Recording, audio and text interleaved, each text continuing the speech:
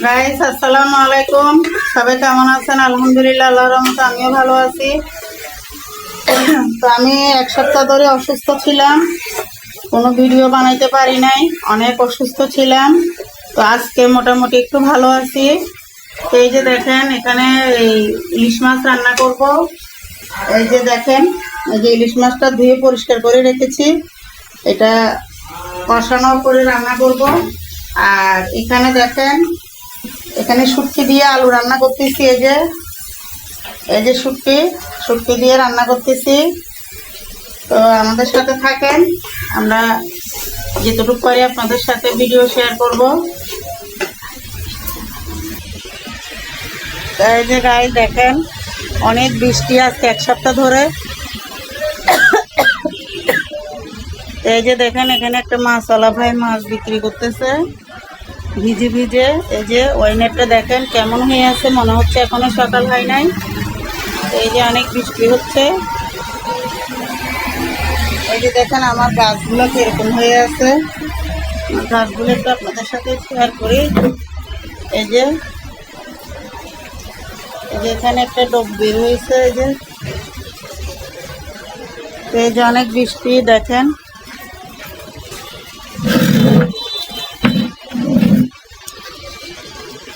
তো এই চলেন রান্নাঘরে চলে যাই।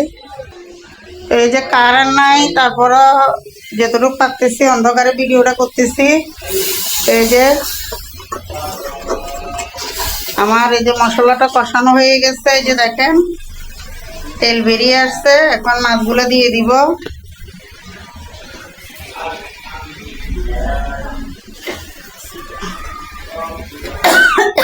এই যে মাছগুলো দিয়ে দিচ্ছি।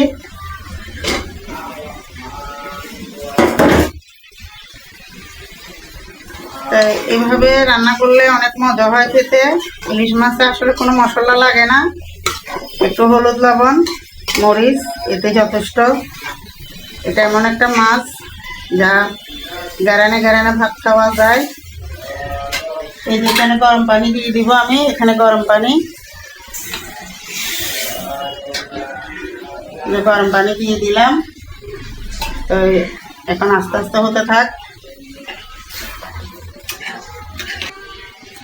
তো দেখেন আমার আলুটা কেমন এরকম হচ্ছে, দেখি একটু লেড়ে নিব। এই যে এটা একদম মাখা মাখা হবে, মাখা মাখা ঝোল হবে শুটকি দিয়ে। এই যে দেখেন আমার মাছটা হয়ে আসছে, আর একটু ঝোল কমলে নামিয়ে ফেলবো। আর এখানে আলুটা দেখি, আল্লাহ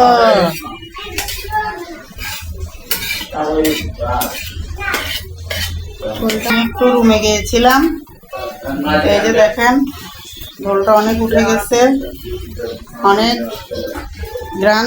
তো এই চলেন।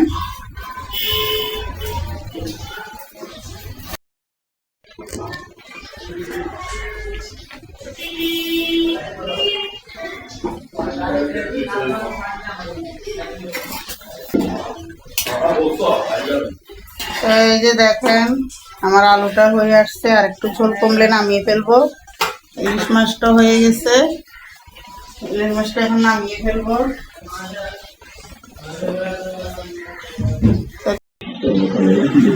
তো দেখেন এই যে আমার শুটকির তরকারিটা হয়ে যাচ্ছে। তো এই তরকারিটা খেতে অনেক মজা লাগে, অনেক অনেক স্বাদ এই তরকারিটা। আমি প্রায় মাঝে মাঝে রান্না করি। তো এই যে দেখেন এটা ঝোলটা একটু বেশি হয়ে গেছে, ঝোলটা একটু কমে গেলে নামিয়ে ফেলবো। তো এই যে ঢেকে দিলাম। তো এই যে দেখেন আমি ভাত খাচ্ছি ইলিশ মাছ দিয়ে। তো মাছটা অনেক অসাধারণ মজা হয়েছে গাইস, জানেন না কি বলবো আপনাদেরকে তো খাওয়াইতে পারলাম না। খাওয়াইতে পারলে বুঝতে পারতেন যে মানে কতটা স্বাদ হয়েছে তরকারিটা। মানে ঝোল দিয়ে অনায়াসে 2 প্লেট ভাত খাওয়া যাচ্ছে, মাছ খাওয়া লাগতেছে না। মাছটা অনেক মজা, ছোট হলো তো অনেক দাম। ইলিশ মাছ তো ছোঁয়াই যায় না, আমাদের মতো সাধারণ লোকেরা এগুলা খাওয়া অসম্ভব।